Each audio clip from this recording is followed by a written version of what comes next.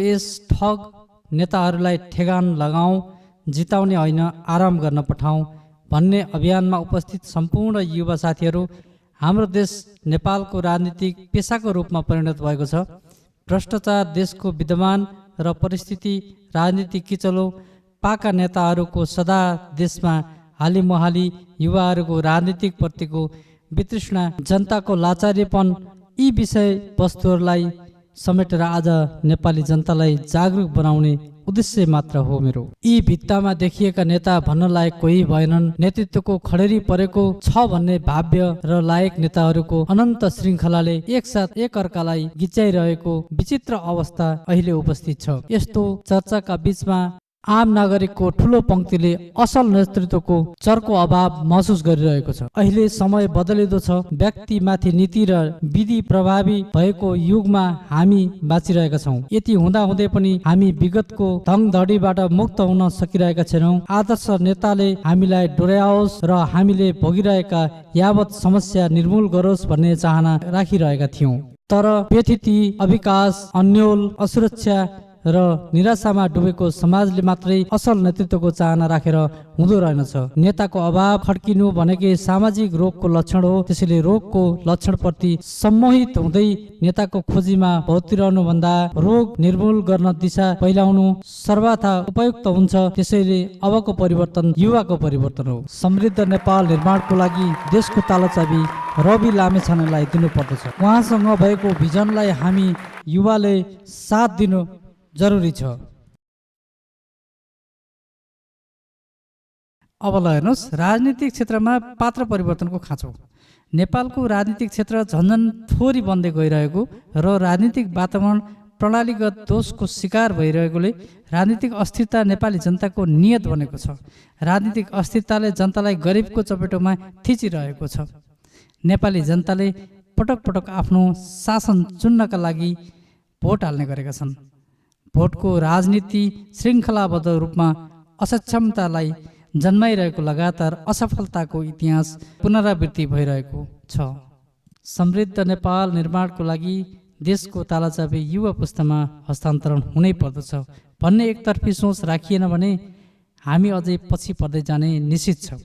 दूरगामी सोच सहितको इमान्दार नेतृत्व आजको आवश्यकता हो।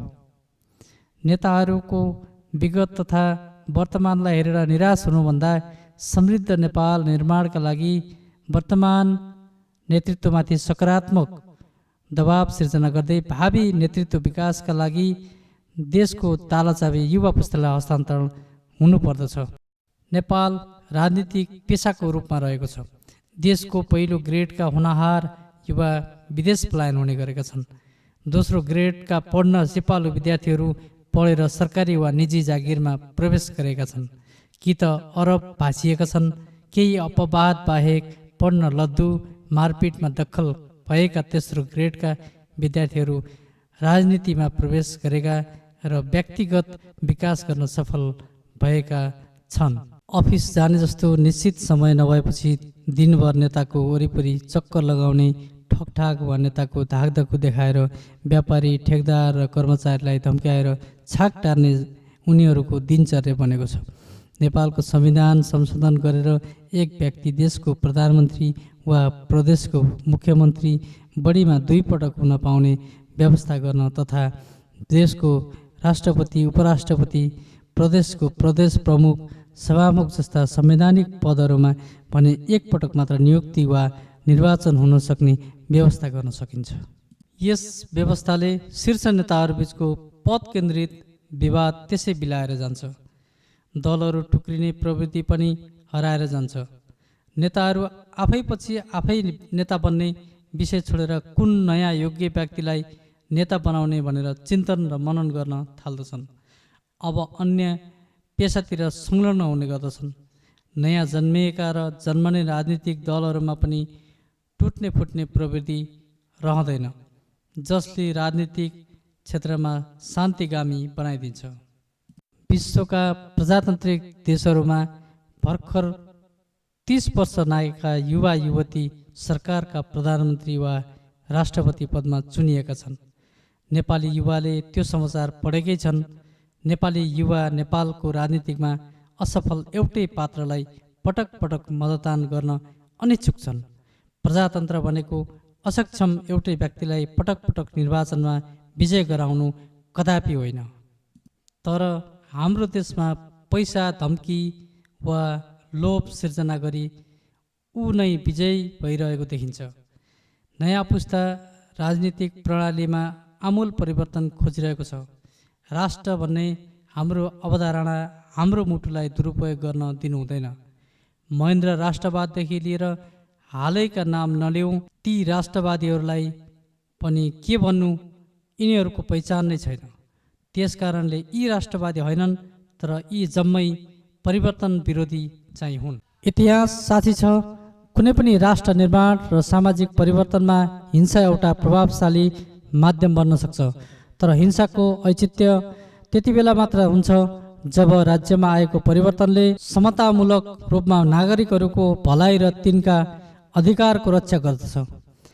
नेपालका सामाजिक राजनीतिक परिवर्तनका श्रृङ्खलाहरू तत्कालीन राज्य व्यवस्था र समाजको संरचनात्मक विश्लेषण गर्दा र राजनीतिक दलहरूका आँखाबाट हेर्दा पुरानो संरचनाको विरोधका लागि थिए।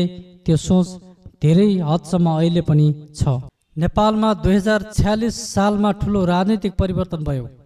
त्यसपछि अहिलेसम्म धेरै दल र नेताले शासन सत्ता सञ्चालन गरे, तर आम जनताले महसुस गर्ने गरी अपेक्षाकृत सुधार वा परिवर्तन हुन सकेन।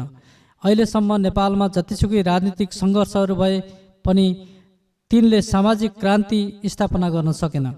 विभिन्न दलले अङ्गीकार गरेका कतिपय राजनीतिक रणनीतिहरूले सामाजिक र व्यक्तिगत सोचाइ, बुझाइ र चिन्तनमा कसरी अल्पकालीन र दीर्घकालीन असर पारेका छन् हामी सबैलाई जानकारी नै छ। शैलीले व्यक्तिको राजनीतिक, सामाजिक, आर्थिक, सांस्कृतिक चिन्तन र सोचाइमा प्रत्यक्ष अप्रत्यक्ष रूपमा गहिरो असर पर्यो।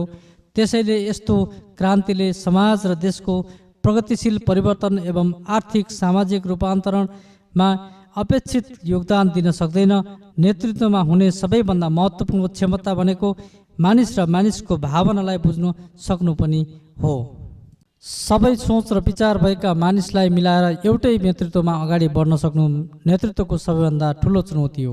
मानिसलाई उत्प्रेरित गर्न सक्नु, उचित सम्मान गर्नु, मानिसको क्षमताको कदर गर्नु तथा प्रोत्साहन दिनु र विभिन्न किसिमका सफलता तथा असफलताको भावनालाई व्यवस्थापन गर्नु भावनात्मक वृद्धिको प्रयोग गर्नु हो। नेतृत्वमा हुने सबैभन्दा महत्त्वपूर्ण क्षमता भनेको मानिस र मानिसको भावनालाई बुझ्न सक्नु पनि हो। सबै सोच र विचार भएका मानिसलाई मिलाएर एउटै नेतृत्वमा अगाडि बढाउन सक्नु नेतृत्वको सबैभन्दा ठुलो चुनौती हो। मानिसलाई उत्प्रेरित गर्न सक्नु, उचित सम्मान गर्नु, मानिसको क्षमताको कदर गर्नु तथा प्रोत्साहन दिनु र विभिन्न किसिमका सफल तथा असफलताको भावनालाई व्यवस्थापन गर्नु भावनात्मक वृद्धिको प्रयोग गर्नु हो। यी गुणहरूलाई जति बढी व्यवहारमा प्रयोग गरिन्छ त्यति नै निपुणता प्राप्त गर्न सकिन्छ। कुनै कुरा जान्नु मात्र ठुलो कुरा होइन, त्यसलाई प्रयोगमा ल्याउन सक्नु मानिसको ठुलो चुनौती हो, जुन काम गर्न त्यस्तो गाह्रो पनि छैन। सफल नेता जहिले पनि दिनमा विश्वास गर्छ। ऊ आफ्नो मात्रै प्रगतिको बारेमा सोच्दैन, अरूको प्रगतिमा पनि ऊ त्यति नै खुसी हुन्छ र सहयोग गर्छ। सफल नेतृत्व त्यो हो जसले आफ्नो पार्टीभित्रका तमाम अन्तर्विरोधीको सही समाधान भूमिका खेल्न सक्छ। कुनै पनि सङ्घ संस्था, पार्टी या सरकारको नेतृत्व गर्ने जिम्मेदारी प्राप्त गर्नु आफैमा एउटा महत्त्वपूर्ण पक्ष हो। तर जिम्मेदारी पाएपछि त्यसलाई सफलता साथ निर्वाह गर्न र त्यसलाई उपलब्धिमूलक परिणाममा पुर्याउन त्योभन्दा धेरै महत्त्वपूर्ण, कठिन र चुनौतीपूर्ण विषय हो। आफ्नो नेतृत्वकाल जसले सफलता प्राप्त गरेका छन् उनीहरू आज यो धरतीमा नरहे पनि करोडौँ जनताको मनमा जीवित छन्। तर जसले आफ्नो जिम्मेवारीलाई दुरुपयोग गर्दै देशलाई कमजोर बनाउने काम गरे तिनीहरू इतिहासमा घृणाको पात्रको रूपमा दर्जा पाएका उदाहरणहरू हाम्रै देशमा छन्। एक समय गौरवपूर्ण र वीरतापूर्ण काम गरेका व्यक्ति अर्को कुनै कालखण्डमा पुग्दा अनैतिक र भ्रष्टाचारको आहालमा डुबेका उदाहरणहरू दुनियाँमा धेरै छन्। कुनै समय समाज परिवर्तनका लागि अग्रभागमा रहेर नेतृत्व गरेका व्यक्ति पछिल्लो अवस्थामा परिवर्तन विरोधीका रूपमा देखा परेका उदाहरण पनि कम छैनन्। कुनै पनि नेतृत्वले सफलता प्राप्त गर्नका लागि सबैभन्दा महत्त्वपूर्ण पक्ष उसको नीति, विचार र दृष्टिकोण नै हो। सही दृष्टिकोण भएको व्यक्तिले व्यवहारका क्रममा कतिपय गल्ती गरेर पनि आफूलाई सच्याउँदै अघि बढ्न सक्ने सम्भावना रहन्छ। तर हाम्रो नेताहरूमा सच्याउँदै अघि बढ्न सक्ने सम्भावना छैन। आजको युग विज्ञान, प्रविधि र सञ्चारको क्षेत्रमा आश्चर्यजनक प्रगति भएको युग हो। यसले सामाजिक चेतना धेरै माथि उठाइदिएको छ। अहिलेको समाजको नयाँ पुस्ता अघिल्लो पुस्ताको तुलनामा धेरै अग्रगामी र गतिशील छ।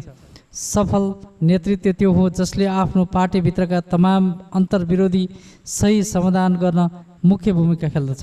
कुनै पार्टी तथा समाजमा पहिलेदेखि नै अनेकौँ समस्या हुन सक्छन्, तर आकस्मिक रूपमा समस्या आइलाग्न पनि सक्दछ। नेतृत्वले समस्याको चाङ देखाएर आफ्नो असफलतालाई ढाकछोप गर्न पाइँदैन, किनकि जनताले जहिले पनि समस्याको समाधान खोजेका हुन्छन्। मुलुकमा ठुलो भूकम्प गयो भने त्यसलाई दोष दिएर समस्याबाट भाग्न मिल्दैन। नेतृत्वले त्यसको समाधानका योजना बनाएर अगाडि बढ्नुपर्दछ। अन्य तमाम समस्याका हकमा पनि समाधानको दिशामा अघि बढ्नुको विकल्प हुँदैन। सफल डाक्टरले रोग पत्ता लगाएर मात्र हुँदैन, उसले बिरामीको उपचार गरेर देखाउन सक्नुपर्दछ। नेतृत्व गर्नु भनेको पार्टी र आफ्नो मुलुकको समस्या हल गर्ने राजनीतिक डाक्टर बन्नु नै हो। कुनै पनि पार्टीभित्र अन्तर्विरोध बढ्दैछ भने चुपचाप बसेर त्यसको समाधान हुँदैन। नेतृत्वले त्यसको सही कारण पत्ता लगाएर समस्या समाधानका लागि प्रमुख भूमिका खेल्न सक्नुपर्छ। नभए नेतृत्व असफल साबित हुन्छ। भ्रष्टाचार किन बढ्दैछ? विकासका संरचना निर्माण त्यसको गुणस्तर कमजोर बन्दै जानुको कारण के हुन सक्छ? सरकारका निर्णय समयमै कार्यान्वयन नहुनु, प्रशासनमा सेवाको भावना कमजोर पार्दै जानु, शिक्षाको गुणस्तर खस्किँदै जानु, गरिबी र बेरोजगारी बढ्नु, व्यापार घाटा बढ्दै जानु, धनी र गरिबको भिन्नता बढ्दै जानु, समाजमा सरकारको कारणले असन्तुष्टि बढ्दै जानुको कारण के हो? यस्ता अनेकौँ समस्याको समाधान होस् भनेर नै जनताले आमुक पार्टीलाई चुनेर सरकारमा पठाएका हुन्छन्। समस्या क्रमशः हल हुँदै गएको अवस्थामा जनता खुसी हुन्छन् र सरकारको प्रशंसा गर्दछन्। भएन भने विरोध गर्नु र असन्तुष्टि व्यक्त गर्नु अन्त्यमा स्वाभाविक हुन्छ। नेतृत्वले राम्रो काम गर्दै गयो भने प्रशंसाका लागि कार्यकर्ता सडकमा उतार्नु पर्दैन। लाखौँ करोडौँ जनताले स्वतः समर्थन जनाउँछन्। त्यसैले कुनै पार्टी, संस्था तथा सरकारको नेतृत्व गर्ने व्यक्तिले केही महत्त्वपूर्ण विषयमा गम्भीर ध्यान दिएर सोही अनुसार अघि बढ्न सक्ने हो भने सफलताले उनीहरूलाई पछ्याउँदै आउनु स्वाभाविक हो। देश विकास र समाज निर्माणमा नेताको ठुलो महत्त्व छ। नेतालाई राष्ट्रको पहिलो अङ्गको रूपमा लिने गरिन्छ। सफल नेतामा हुनुपर्ने सबैभन्दा महत्त्वपूर्ण गुण हो असाधारण नेतृत्व। महान नेतृत्वमा कमजोरी नहुने भनेको होइन, तर महान नेतृत्वलाई विकसित बनाउनु भनेको साँचो रूपमा शक्तिलाई अघि बढाउनु हो। हरेक नेताले नेतृत्व गर्ने क्षमताको विकास गरेर जतिसक्दो धेरै सफलता तथा अनेकौँ उपलब्धिहरूले भरिएको व्यक्तित्व निर्माण गर्नुपर्दछ। एउटा सामान्य कार्यालयमा प्रमुखदेखि मुख्य जिम्मेवार पदमा आसीन व्यक्तिहरूमा नेतृत्व हुनुपर्ने गुण नहुनु नै शासन व्यवस्था असफल हुनुको मुख्य कारण हो। दल र जनता बीचको दूरी प्राय सबै राजनीतिक दलहरू चुनावी नाफा घाटा हेरेर मात्र नागरिक समक्ष पुग्दछन्। निर्वाचनको समयमा हात जोडेर घर घर पुग्ने दल तथा नेताहरू चुनावपछि किन जनताको सुख दुःखमा सहकार्य गर्न सक्दैनन्? यो पनि नेताको नेतृत्व आम नागरिक कार्यकर्तासँग दूरी कायम गरेर हुन सक्दैन। समृद्ध नेपाल निर्माणको लागि देशको तालाचाबी युवा पुस्तालाई हस्तान्तरण हुनै पर्दछ भन्ने एकतर्फी सोच राखिएन भने हामी अझै पछि पर्दै जाने निश्चित छ। दूरगामी सोच सहितको इमान्दार नेतृत्व आजको आवश्यकता हो। नेताहरूको विगत तथा वर्तमानलाई हेरेर निराशा हुनुभन्दा समृद्ध नेपाल निर्माणका लागि वर्तमान नेतृत्वमाथि सकारात्मक दबाव सिर्जना गर्दै युवा पुस्ता नेतृत्व विकासका लागि नागरिक समाज समेत एकाकार हुनु जरुरी देखिन्छ। देश विकास र समाज निर्माणमा युवाको ठुलो महत्त्व छ। भ्रष्टाचार, देशको विद्यमान र परिस्थिति, राजनीतिक किचलो पाका नेताहरूको सदा देशमा हाली मुहाली, युवाहरूको राजनीतिक प्रतिको वितृष्णा, जनताको लाचारीपन, यी विषय वस्तुलाई समेटेर आम नेपाली जनतालाई जागरुक बनाउने उद्देश्य मात्र हो मेरो। भन्नुहोस् अब मेरो लागि ताली कि गाली? असल चरित्र र नियत भएका व्यक्तिलाई नेता मान्ने चाहना राख्नु अस्वाभाविक होइन, तर यस्तो चाहना राख्दै गर्दा यसलाई दोहन गरेर अमुक व्यक्ति हाम्रो शासक बन्न आइ नलागोस् भन्ने बारे चाहिँ हामीले हेक्का राख्नु पर्दछ। लोकतान्त्रिक विधिबाटै त्यस्तो चाहना पुरा गराउनेतर्फ उन्मुख हुनु बढी बुद्धिमानी हुन्छ। यसका लागि हामी असल व्यक्ति मात्र नेतृत्व आउन सक्ने र खराब आचरण भएका व्यक्तिलाई नेतृत्वबाट हटाउन सक्ने नीतिलाई विधिको रूप पनि दिन सक्नुपर्छ। फौजदारी कसुर गरेको, लैङ्गिक हिंसा प्रवृत्त भएको, भ्रष्टाचार गरेको व्यक्तिलाई चुनावमा उम्मेदवार बन्न, सार्वजनिक पद धारण गर्न अयोग्य ठहर गर्न विधिलाई संस्थागत गरिनुपर्छ। सुशासनका लागि सामूहिक पहल गरेर हामीले त्यस्तो विधिलाई अझ सबल बनाउँदै लैजानु पर्दछ। जनताबाट पराजित भइसकेपछि पनि चोर बाटोबाट संसद भएर मन्त्री प्रधानमन्त्री बन्ने तथा प्रतिनिधि सभामा पराजित भइसकेपछि पनि राष्ट्रिय सभामा गएर जनमतको अवमूल्याङ्कन गरिएका घटनाहरू नागरिकले बिर्सेका छैनन्। आजभोलि सबैजसो राजनीतिक पार्टीहरूमा विकृति र विसङ्गति बढ्दो छ। चुनावको क्रममा राजनीतिक योगदान गरेका र जनताबीच लोकप्रिय व्यक्तिले भन्दा अयोग्यले टिकट पाएको हामीले पटक पटक सुन्दै र भोग्दै पनि आएका छौँ। ठुला नेताको आश्रयमा हुर्किएका कारण अरूभन्दा अयोग्य व्यक्ति उम्मेदवार बनेकाले चुनावी प्रक्रियामा आम मतदाताको उत्साह र रुचि त्यति देखिँदैन। यतिखेर नेपाली राजनीतिक नैतिक धरातल निकै कमजोर छ। नेपाली राजनीतिक पार्टीहरूको सैद्धान्तिक र नीतिगत गतिविधि पटक्कै सन्तोषजनक छैन। त्यसैले अबको पालो युवा जेनेरेसनको हो। अब हामीले एउटा युवा छनौट गर्नुपर्ने हुन्छ। त्यसको लागि रवि लामेछाने उपयुक्त व्यक्ति हुनुहुन्छ, उहाँको लागि एकपटक साथ दिनुपर्छ भन्दै म यस मञ्चबाट बिदा हुन चाहन्छु। नमस्ते।